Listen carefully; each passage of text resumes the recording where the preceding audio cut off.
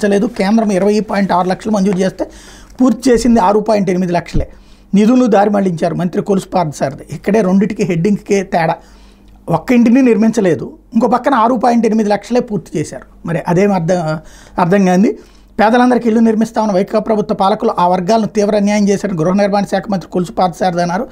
5 ఏళ్లలో కేంద్రం 20.6 లక్షల ఇళ్లు మంజూరు చేస్తే అందులో 6.8 లక్షలు మాత్రం పూర్తి చేశారని విమర్శించారు. రాష్ట్ర ప్రభుత్వ నిధులతో ఒక్కింటిని కూడా నిర్మించలేదని మండిపడ్డారు. ఆయన బుధవారం సచివాలయంలో విలేకరుల సమావేశంలో మాట్లాడారు. ఎవరైనా రాష్ట్ర ప్రభుత్వ నిధులతో కట్టేటటువంటిది కేంద్ర ప్రభుత్వ నిధులు. రాష్ట్ర ప్రభుత్వం స్థలాలకు సంబంధించిన దాంట్లో 40% పెట్టుకుంటుంది. ఇది క్లియర్. ఇంతకుముందు అయినా అంతే. టిడ్కో ఇళ్ళు అయినా కేంద్ర ప్రభుత్వానికి సంబంధించిన నిధులతో పాటు పబ్లిక్ నుంచి లోన్స్ తీసుకున్నటువంటిది. ఇప్పుడు ఓవరాల్గా అయితే ఆ చంద్రబాబు గారి టైంలో 30 లక్షల ఇళ్ళు శాంక్షన్ అయినాయి. అప్పుడు ఒకటి కూడా పూర్తి కాలేదన్నదే అప్పుడు వచ్చినటువంటి వివాదం. అవి 90% పూర్తయినాయి, 70% పూర్తయినాయి, 30% పూర్తయినాయి. ఇప్పుడు చెప్తున్నటువంటిది ఏంటంటే 1,00,000 ఇళ్ల వరకు టిడ్కో ఇళ్ళు పూర్తి చేసి ఇచ్చారు. 6.8 లక్షల ఇళ్ళు డైరెక్ట్ కట్టుకున్నారు. 20 లక్షలే శాంక్షన్ అయినటువంటిది జగన్మోహన్ రెడ్డి టైంలో అన్నటువంటిది. ఇది అసలైనటువంటి పాయింట్. కాకపోతే దాంట్లో ఎవరి కోణంలో వాళ్ళు రాసుకుంటూ ఉంటారు. కాకపోతే 3